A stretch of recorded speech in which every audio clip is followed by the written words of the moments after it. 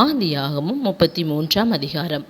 யாக்கோபு தன் கண்களை ஏறெடுத்து, இதோ ஏசாவும் அவனோடே கூட 400 மனிதரும் வருகிறதைக் கண்டு, பிள்ளைகளை லேயாளிடத்திலும் ராகேலிடத்திலும் 2 பணிவிடைக்காரிகளிடத்திலும் வெவ்வேறாக பிரித்து வைத்து, பணிவிடைக்காரிகளையும் அவர்கள் பிள்ளைகளையும் முதலிலும், லேயாளையும் அவள் பிள்ளைகளையும் இடையிலும், ராகேலையும் யோசேப்பையும் கடையிலும் நிறுத்தி, தான் அவர்களுக்கு முன்னாக நடந்து போய் 7 விசை தரை மட்டும் குனிந்து வணங்கி தன் சகோதரன் கிட்ட சேர்ந்தான்.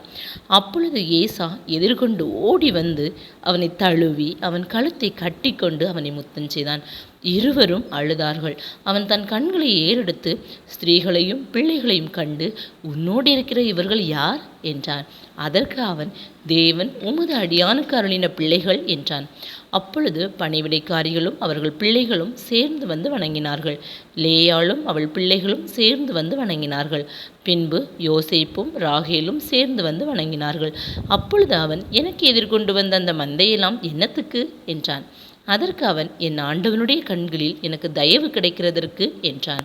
அதற்கு ஏசா, என் சகோதரனே, எனக்கு போதுமானது உண்டு, உன்னுடையது உனக்கு இருக்கட்டும் என்றான். அதற்கு யாக்கோபு, அப்படி அல்ல, உம்முடைய கண்களில் எனக்கு தயவு கிடைத்ததேயானால் என் வெகுமதியை என் கையிலிருந்து ஏற்றுக்கொள்ளும். நீர் என்மேல் பிரியமானீர். நான் உம்முடைய முகத்தை கண்டது தேவனுடைய முகத்தை கண்டது போல இருக்கிறது. தேவன் எனக்கு அனுக்கிரகம் செய்திருக்கிறார். வேண்டியதெல்லாம் எனக்கு உண்டு. ஆகையால் உமக்கு கொண்டு வரப்பட்ட என் காணிக்கையை ஏற்றுக்கொள்ளும் என்று சொல்லி அவனை வருந்தி கேட்டுக்கொண்டான். அப்பொழுது அவன் அதை ஏற்றுக்கொண்டான். பின்பு அவன், நாம் புறப்பட்டு போவோம், வா, நான் உனக்கு முன்னடப்பேன் என்றான். அதற்கு அவன், பிள்ளைகள் இளம் பிள்ளைகள் என்றும் கறவையான ஆடு மாடுகள் என்னிடத்தில் இருக்கிறது என்றும் என் ஆண்டவனுக்கு தெரியும். அவைகளை ஒரு நாளாவது துரிதமாய் ஓட்டினால் மந்தையெல்லாம் மாண்டுப்போம்.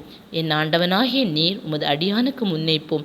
நான் சேயீருக்கு என் ஆண்டவனிடத்தில் வருமளவும் எனக்கு முன் நடக்கிற மந்தைகளின் கால்நடைக்கும் பிள்ளைகளின் கால்நடைக்கும் தக்கதாக மெதுவாய் அவைகளை நடத்தி கொண்டு வருகிறேன் என்றான். அப்பொழுது ஏசா, என்னிடத்தில் இருக்கிற ஜனங்களில் சிலரை நான் உன்னிடத்தில் நிறுத்திவிட்டு போகட்டுமா என்றான். அதற்கு அவன், அது என்னத்திற்கு?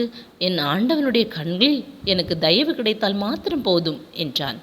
அன்றைய தினம் ஏசா திரும்பி தான் வந்த வழியே சேயீருக்கு போனான். யாக்கோபு சுக்கோத்திற்கு பிரயாணம் பண்ணி தனக்கு ஒரு வீடு கட்டி தன் மிருக ஜீவன்களுக்கு கொட்டாரங்களை போட்டான். அதனாலே அந்த ஸ்தலத்துக்கு சுக்கோத் என்று பெயரிட்டான்.